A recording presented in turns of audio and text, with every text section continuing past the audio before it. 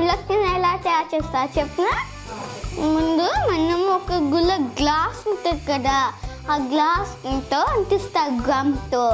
ఆ గమ్తో అంటించి గుళ్ళకి పెయింట్ చేసి ఇలా చేస్తా అన్నమాట. అది